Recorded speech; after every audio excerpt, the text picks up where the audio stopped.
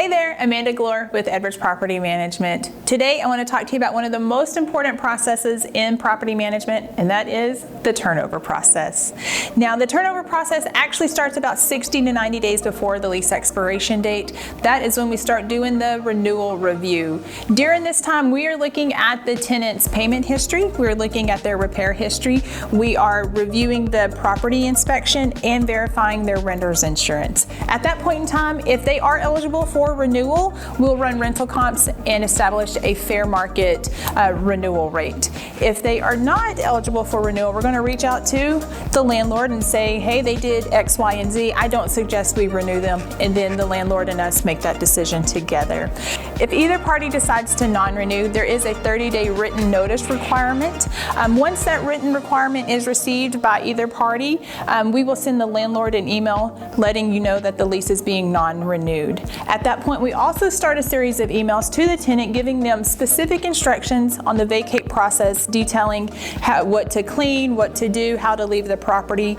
We do this to speed up the security deposit process when the tenant does finally move out. Now, on the lease expiration date, the tenant is required to turn in their keys no later than 11:59 p.m. on the lease expiration date. Once we receive those keys, we then have the utilities transferred into our name, and then we conduct a very thorough move-out inspection. In this inspection, we're documenting the condition of the property, which is also very crucial in that security deposit process as well. Once the inspection is complete, we will then prepare a make-ready estimate detailing all things that need attention. If the landlord's portion of that make-ready is $600 or less, we'll just proceed and get that property ready to go back on market.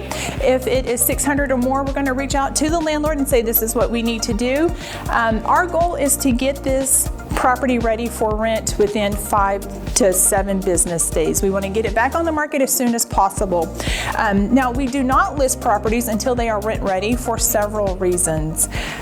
First and foremost, if you are trying to show a property that is tenant occupied, you're basically marketing on the tenant's terms, meaning they have to approve all showings. They have to make sure that the property is in show-ready condition.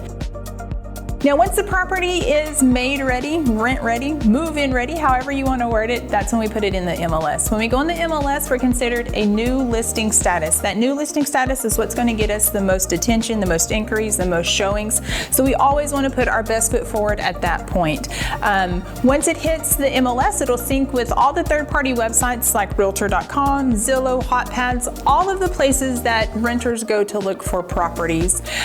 Once inquiries start coming in, I have a leasing agent who's going to field all of those inquiries and pre-screen them so we make sure only qualified people are walking through the property. If one of the showings goes amazing and well and they decide to apply, that's when my admin team jumps into action and completes that screening process. Our goal is to process that application within 3 to 5 business days.